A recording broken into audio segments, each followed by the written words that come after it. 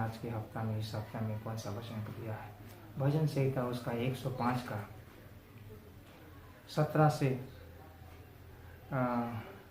19 पद तक हम देखेंगे और आगे बढ़ेंगे। देखिए, इसमें लिखा है, यूसुफ को नामक जो एक व्यक्ति था उसे मिस्र में भेजा गया और उदास होने के लिए बेचा गया।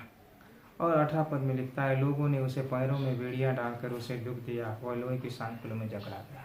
देखिए, पहला जो दर्शन था यूसुफ का कि 12 भाई एक साथ खेतों में पूले बांध रहे थे और यूसुफ का पूला खड़ा हो गया और सब लोगों का, उसके भाई का जो पूले हैं उसे दंडवत करने लगे। दूसरा दर्शन उसे फिर से प्रभु ने दिया कि सारे 11 तारे और चांद और सूरज भी उसे दंडवत कर रहे हैं। जब इस दर्शन को अपने भाइयों को उन्होंने बताया, यूसुफ ने बताया, उसके बाद उसके पिता को बताया, तो उसके पिता ने कहा, क्या मैं भी तुझे दंडवत करूँगा। एक बड़े दर्शन को प्रभु ने उसे दिखाया था, एक बड़े गोल को दिखाया था कि एक दिन यूसुफ मिस्र देश का प्रधानमंत्री बनेगा, एक अधिकारी बनेगा, एक बड़ा व्यक्ति बनेगा। लेकिन ये जो सफ़र है, जो यात्रा है, एक ही दिन में पूरा नहीं हुआ। उसके लिए कम से कम 13-14 साल इन्होंने अपने जीवन में बिताया।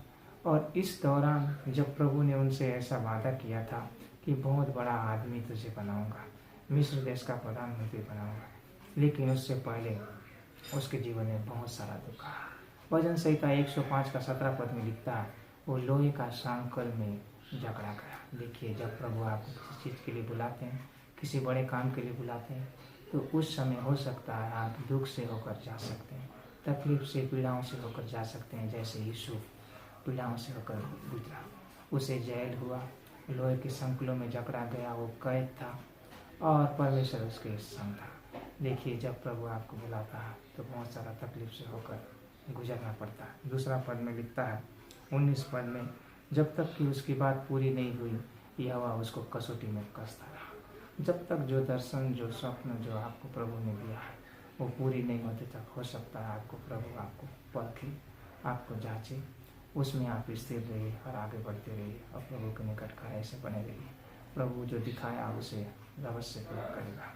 बस प्रार्थना में लगे रहिए, खराई और सच्चाई से चलते रहिए, परेशानी से मत डरिए। परेशानी आते रहता है, जाते रहता है। प्रभु आपको एक दिन महान आदमी बनाएगा, इसलिए प्रभु ने आपको बुलाया है। इसलिए आप किसी भी दौर से इस समय गुजर रहे हैं, किसी भी सिचुएशन में घबराइए मत, प्रभु आपके साथ है।